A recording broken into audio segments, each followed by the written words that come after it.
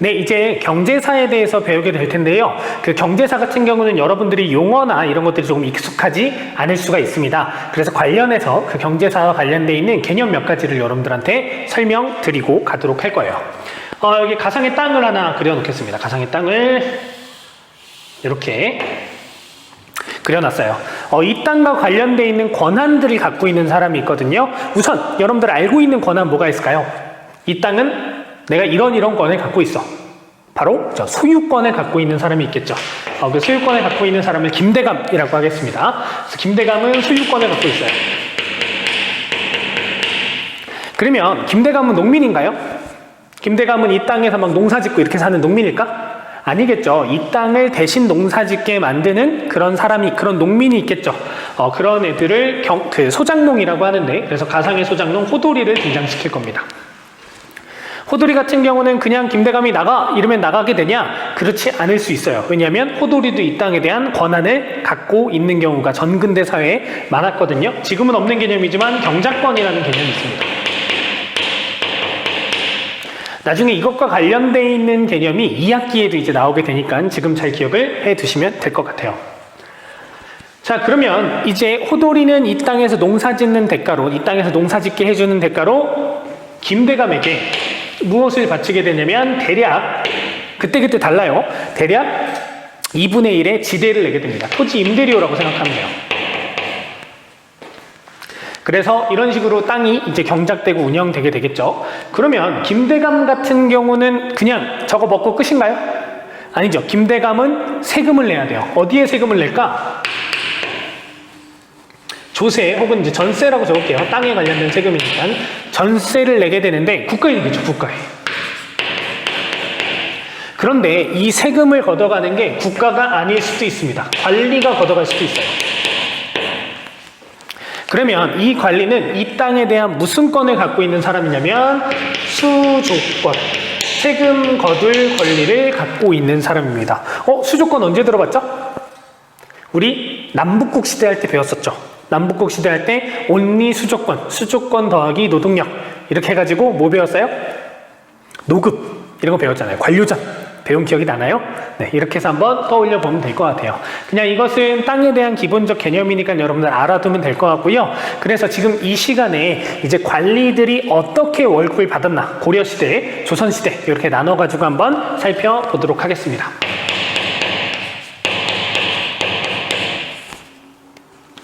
그래서 고려의 토지제도라고 적을게요. 고려의 토지제도.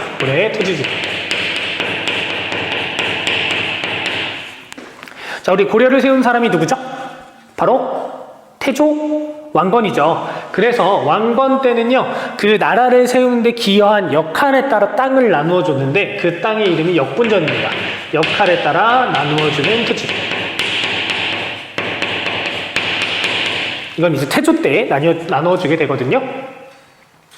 그런데 역할이라고 하는 것, 세운 역할, 세우는데 그 사람이 했던 역할이라고 하는 건 조금 뭐 상대적일 수 있겠죠. 주관적 요소들이 좀 있겠죠. 어쨌든 나라가 만들어지고 나서 이제 시스템이 정비되게 되면서 어떤 제도가 만들어지게 되냐면, 여러분 그냥 고려라고 하는 나라에서 관리들한테 월급 줄 땐 전시과 제도야 라고 기억을 하면 되거든요. 근데 그 전시과 제도가 좀 이름이 복잡합니다. 시작된 전시과라고 해서 시정전시과라고 불러요.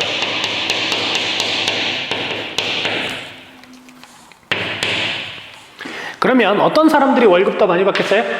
관리의 등급이 높은 사람들. 그래서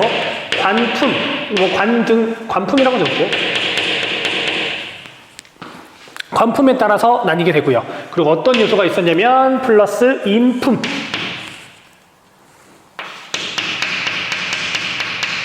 그 사람의 인품을 반영하게 됩니다. 여러분들이 성적을 받을 때 여러분들의 인성을 반영한다 라고 하면 굉장히 주관적이겠죠. 그러니까 이것이 바뀌게 되면서 개정 전시과가 되면서 어떻게 바뀌게 될까요?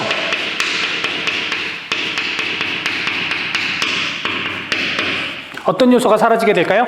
인품이란 요소가 사라지게 됩니다. 그래서 관품만, 관리의 등급만 가지고 하게 돼요.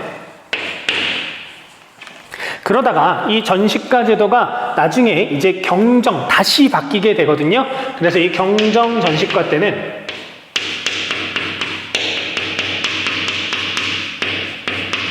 전지와 시지가 조금 부족해지게 돼요. 그래서 이 관품을 고려하되 현직 관리 위주로 주게 됩니다. 그래서 이 전시까지도 시정, 개정, 경정 이게 무슨 노항 때 시행했나 이런 것들은 요즘 교육과정에 빠져 있으니까 그냥 이런 전시과 제도의 변천만 여러분들이 봐두면 되고요. 근데 시정은 좀 쉽죠. 시작했다 이런 거니까.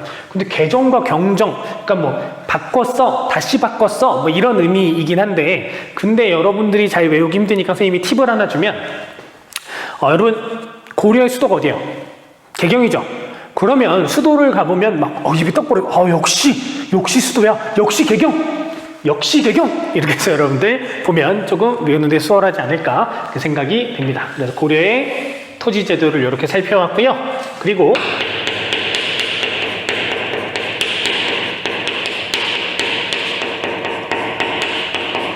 조선의 토지 제도를 살펴볼 겁니다. 참고로 고려시대 전시과 제도라고 하는 건 무신정변 이후에 조금 흔들리게 되죠. 전시과 제도가 좀 붕괴됐다라는 이제 평가를 하게 되고요. 그리고 나서 무신들이나 검문세족 같은 경우는 대농장을 중심으로 운영을 하게 되죠. 그래서 그 대농장 시스템을 바로잡기 위해서 고려 말에 무슨 제도가 실시되게 되냐면 이거 순서를 좀 바꿔서 쓰겠습니다. 미안합니다. 자, 판서에 지우개가 등장한 첫 번째 순간일 것 같네요. 고려의 토지제도가 전시가라면 조선의 토지제도는 과전법입니다. 그래서 과전법이 실시가 되는데요. 과전법 시행으로 인해서 신진사대부들이 권력을 장악했다라고 했죠. 그래서 이건 고려 말이에요. 고려 말에 실시가 되고요. 그리고 어떤 특징을 가지고 있었냐면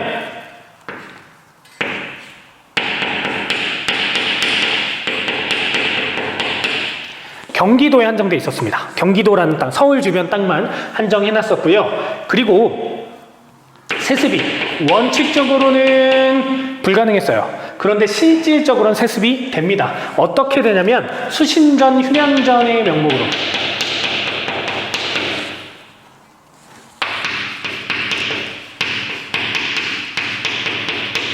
명목으로 세습이 됐어요. 수신자는 믿음을 지켰다라는 거예요. 그래서 관리가 죽고 나서 남편이 죽었어. 그럼 부인에게 물려주는 2분의 1 정도를 물려주고요. 휴량전, 긍휼히 여겨서 키워준다라는 거거든요. 이거는 남겨진 자식에게 2분의 1 주게 됩니다. 그러니까 세습이 원칙적으로는 안 되는데 실질적으로는 세습이 돼버리게 됐죠. 한정돼 있는 땅이었는데 세습까지 돼버렸네. 어떤 문제가 발생하게 될까요? 어떤 문제가? 바로 과전이 부족해집니다.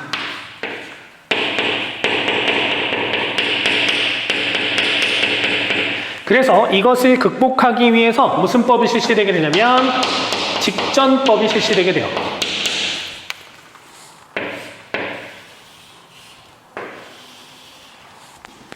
직전법은 누구 때 실시되게 되냐면 세조 때 실시되게 되고요. 어떻게 하면 해결할 수 있을까요? 오직 누구에 한해서? 현직 관리에 한해서. 그러니까 당연히 세습이 안 되겠죠. 그러다 보니까 관리들이 이제는 수조권을 가지는 것만으로 먹고 살기가 조금 힘들어지게 돼요. 그래서 직전법 시스템이 쭉 유지되는 가운데 어떤 시스템이 도입되게 되냐면 지금 수조권 갖고 있는 것만으로 노후가 보장이 안 되죠. 그래서 노후 보장을 위해서 어떻게 해요? 지금 내가 이 세금을 거둘 때 많이 거두는 거예요. 근데 많이 거둘 수 있었던 이유는 뭐냐면 이 관리들 있죠. 관리들이 내가 세금을 얼마나 낼지를 책정했거든. 그러니까 내가 더 마음대로 막 거둘 수 있는 거예요. 한 100개 생산될 것 같은 땅에 가서 한 300개 생산될 것 같은데 이러면서 삥 뜯고 이러는 거예요. 그러니까 이걸 막기 위해서 어떤 제도가 실시되게 되냐면 성종 때 관수관급제라고 하는 것이 실시돼요.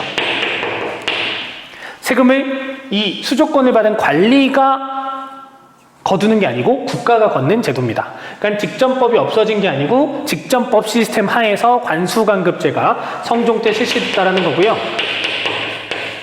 선생님, 그러면 굳이 이 제도가 있을 필요가 있어요? 직전법이 있을 필요가 있어요? 어차피 국가가 싹 걷어가지고 월급처럼 나눠주면 되잖아요. 맞아요. 그래서 이제 명종 때 녹봉제도로 바뀌게 돼요.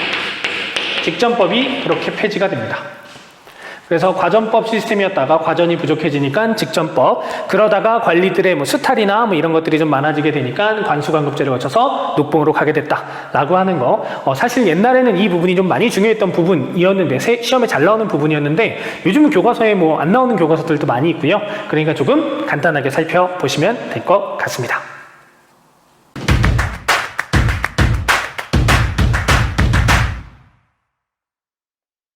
네, 이제 조선의 수치체제에 대해서, 조세제도에 대해서 한번 살펴보도록 하겠습니다. 그래서 각 전기, 중기, 후기별로 전세, 공납력이 어떻게 되는지를 한번 살펴볼 건데요. 전세라고 하는 건 땅에 부과되는 세금을 이야기합니다. 그래서 땅 가진 사람들이 내는 세금이었고, 과거에 대략 한 10분의 1 정도, 뭐 이 정도가 기준이었다라고 보면 됩니다. 그리고 공납이라고 하는 건요, 각 집집마다 부과되는 세금이었거든요. 이 한자 무슨 한자인지 알아요? 여러분들 요즘 많이 쓰는 한자일 겁니다. 여보세요? 여기 몇 동 몇 호인데요? 뭐 무슨 떡볶이 갖다 주세요? 무슨 치킨 갖다 주세요? 그 호자예요. 각 집집마다. 그리고 역 같은 경우는 제2가 아니고 정자거든요. 16세에서 60세의 남자, 정남이라고 부르는데 그들에게 부과되는 좀 몸으로 때우는 이제 이런 것들을 의미하게 됩니다. 자, 우선 그래서 가로로 살펴볼게요. 전세가 어떻게 변해갔고, 공납이 어떻게 변해갔고, 역이 어떻게 변해갔고. 우선 전세 같은 경우는 10분의 1씩 이렇게 내고 있었다가 조선 전기에 백성들의 부담을 조금 줄여주자라고 하는 취지로 공법이 시행되게 됩니다. 공법. 그래서 이 공법이라고 하는 건 그 해의 풍흉에 따라서 9개 등급으로 나누는 연분구등법과 그리고 땅의 비옥도에 따라서 나누는 전분 6등법, 이렇게 나눴어요. 연분 9등법, 전분 6등법. 그래서 그 해의 풍흉에 따라 9등급으로 어떻게 나누냐면 상중하로 나누면 3등급이죠. 그 상중하를 또 상중으로 나누면 9등급이 되죠. 그래서 상상, 상중, 상하, 그 다음에 중상, 중중, 중하, 하상, 하중, 하하 이렇게 9개로 나누는 거고 20두에서 쭉쭉쭉 내려와서 4두까지 2개씩 차이가 나게 이렇게 되는 그의 풍흉에 따라서 이렇게 결정하는 거고요. 전분 6등법 1등전부터 6등전까지 토지 비옥도에 따라서 나눠놓는 거고 그렇기 때문에 세금에는 지장을 주지는 않아요. 왜냐하면 면적이 다르고 생산량을 같게 맞추는 거기 때문에 이거 무슨 말인지 모르겠죠. 근데 신경 쓰지 않아도 괜찮아요. 요거는 왜냐면 교육과정에 요즘 벗어나 있는 내용이니까 크게 신경 쓰진 않아도 되고 근데 그냥 간단하게 하나 더 얘기하면 요만한 땅에 조그만 땅에서 이만큼 생산되면 더 좋은 땅, 그렇죠? 근데 이만한 땅에서 그러니까 요만한 땅과 이만한 땅의 생산량이 같다는 거예요. 그러니까 요만한 땅이 더 비옥한 땅, 이만한 땅은 조금 더 안 좋은 땅 이렇게 나뉘게 된다는 건데 세금량에는 지장을 주지 않으니까 생산량이 같으니까 신경 쓰지 않으셔도 됩니다. 만약에 정말 모르겠다, 나중에 오프에서 만나서 물어보면 조금 천천히 설명을 해드리도록 할게요. 자, 그런데 지금 중기로 오면서 이것이 어떻게 바뀌게 되냐면 최저세율로 바뀌게 돼요.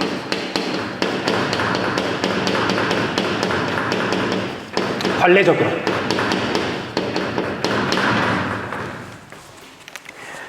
왜 그러냐면 세금을 한번 하하년 혹은 하중년 이렇게 딱 때린 거예요. 올해는 이런 거야 라고 했는데 그럼 살림살이가 막 더 좋아지나요? 그 다음에? 별로 안 좋아져. 비슷하단 말이에요. 근데 거기서 야 올해는 조금 괜찮으니까 중중년으로 올릴게 이러면 막 데모 일어나고 난리가 난단 말이에요. 그러니까 한 번 세금을 아래로 깔아놓으면 더 이상 올리기가 쉽지 않은 거야. 그런 막 반발도 계속 있고 이러니까. 그래서 조선의 거의 대부분이 계속 이제 뭐 하하년, 하중년 요렇게만 고정이 되게 되는 겁니다. 야 니네 그럴 바에는 아예 그냥 저거 없애버리고 그냥 영원히 법으로 세율을 정해버리자 라고 해서 영정법이 실시되게 됩니다. 인조 때. 그래서 1결당 아까 하하년이 4두였죠. 그리고 하중년이 6두였죠. 그래서 4에서 6두 정도의 세금을 내는 건데 일반적으로 4두였다고 생각하면 돼요. 1결당 4두에 그러니까 최저세율이었던 것이 법으로 정해버린 게 영정법이구나 라고 보면 됩니다. 그리고 이제 공납인데 각 집집마다 뭐 냈냐면 특산물 냈어요.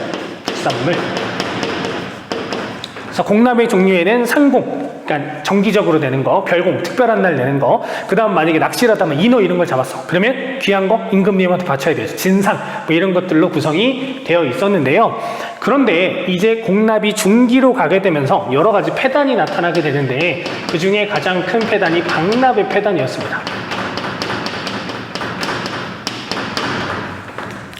그러니까 수백 년이 지난 상태니까 특산물이 막 바뀌고 이런 데도 있을 거잖아요. 바뀐 데서는 그러면 만약에 옛날에는 뭐 사과가 여기 A 지역의 특산물이었어. 그런데 이젠 더 이상 사과를 안 해. 근데 여전히 정부에서는 특산물 사과를 내라 그랬어. 그러니까 그럼 사과 어떻게 해야 돼요? 다른 지역에서 구해야 되겠죠. 근데 모두 다 집집마다 가가지고 사과를 사오기는 쉽지 않잖아. 그러니까 대신 납부해주는 대납업자가 등장을 하게 됩니다. 그 대납업자가 대신 납부하는 대신 일정 그런 뭐 수수료 이런 것들을 받게 되는 거고, 그 대납업자는 누구랑 친하겠어요? 수령하고 친하게 되겠죠. 수령하고. 그러다가 이제 특산물이 조정이 돼서 드디어 우리 지역에서 나는 게 세금 내는 품목이 됐어. 그럼 막 사람들이 막 신나가지고 막 이제 우리 지역의 특산물인 뭐 배를 낼 수 있어 라고 해서 배를 막 갖다 내겠죠. 그런데 그 납부하는 걸 막아버리는 거야. 누가? 방납업자가. 아까 그 대납업자가 수령하고 친하다 그랬잖아요. 그래서 그 수령하고 짜가지고 이제 이 상인한테 산 것만 받을 거야. 그러니까 너희는 이 상인한테 돈을 내야 돼 라고 하면서 납부하는 것을 막아버린 그런 일이 발생하게 됩니다. 그러면서 원래 뭐 배 하나가 1원, 뭐 사과 하나가 1원 이랬어. 근데 수십 배, 50원, 50원, 100원 이렇게 내야 되는 그런 아주 폐단이 심각하게 나타났던 것이 이제 조선 중기의 모습이에요. 그것을 방납의 폐단이라고 하는데, 그래서 야 그러지 말고 전국 어디에서나 구하기 쉬운 뭐 쌀로 내자 이런 수미법 이런 것들이 제기되게 됐지만 잘 받아들여지진 않게 됩니다. 그러다 드디어 조선 후기 대동법이 시행되게 돼요. 교과서 기준으로 이제 광해 때 시행됐다라고 하죠. 그래서 1결당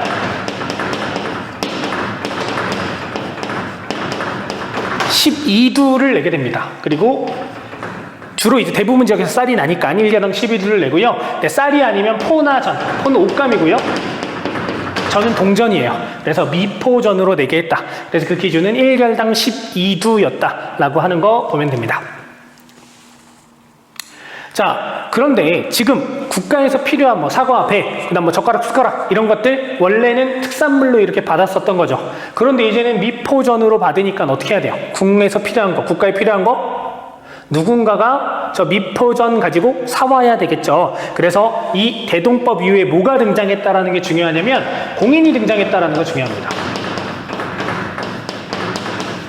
공인은 국가에 소속된 상인이에요. 그래서 이제 국가에 소속된 상인이 숟가락, 젓가락, 국가에서 필요한 거 이런 거 사러 가는 겁니다. 여러분 근데 그럼 쌀을 막 이고 가겠어요? 막 산골짜기에 뭐 젓가락 이런 거 사러 갈 때? 아니죠. 뭐가 좀 간단해요? 동전 이런 거 갖고 가는 게 좀 더 간단하잖아. 그래서 이 공인의 등장이라고 하는 건 또 어떤 결과를 초래하게 되냐면 조선에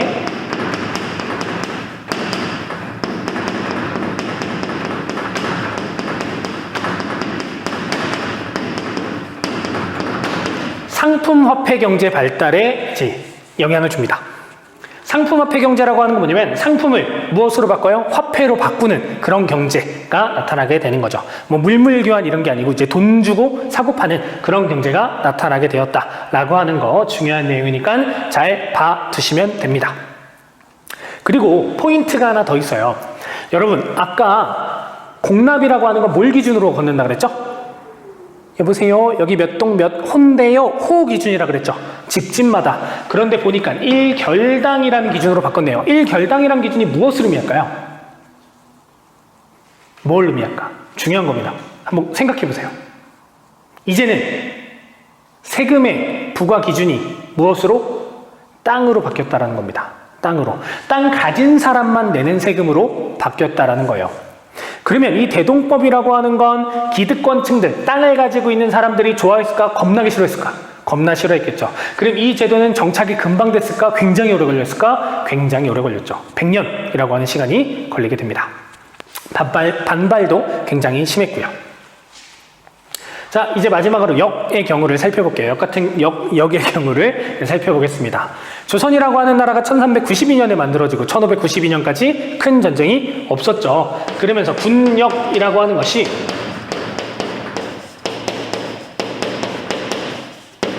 요역화됩니다. 그러니까 나라 지키러 막 이렇게 군대 훈련 받고 이런 게 아니고 그냥 도로 놓고 다리 놓고 막 이런 일들을 주로 동원한다라는 거예요. 그러니까 막 사람들이 막 가기 싫고 이러죠. 그래서 중기에 어떤 일이 발생하게 되냐면 조선시대 농민 호돌이가 이거 군대 훈련 너무 가기 싫은 거예요. 그래서 다리 밑에서 그 호돌이랑 비슷한 애 잡아다가 호돌이 호패주면서 야 네가 좀 대신 훈련 좀 참여해 라고 대신 보내요. 그게 대립입니다. 당연히 불법이겠죠. 그래서 이걸 어떻게 하냐면 그거를 훈련 담당자가 알게 된 거야. 너 지금 뭐 하고 있는 거야? 지금 너 돈 주고 이거 훈련에 빠져? 야, 그 돈 나 줘. 내가 빼줄게. 이게 방군수포지입니다. 포를 받고 군에서 빼줬다.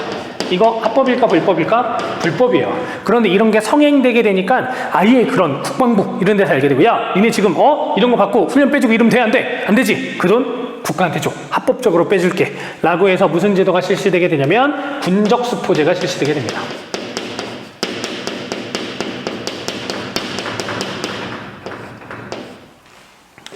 포를 받고 이제 훈련을 한 걸로 쳐주는 이런 시스템이 나타나게 된 거죠.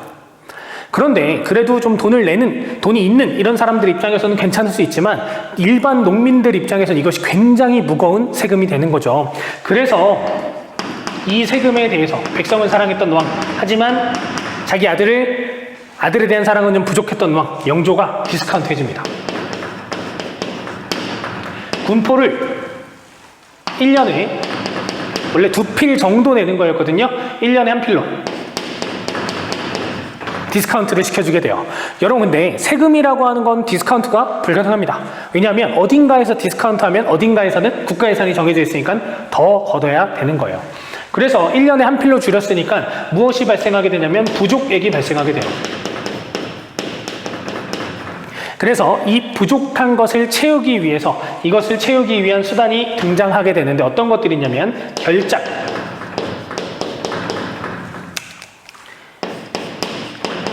1결당 2두의 결작을 걷게 되고요. 그리고 또 어떤 걸로 부족한 것을 채우게 되냐면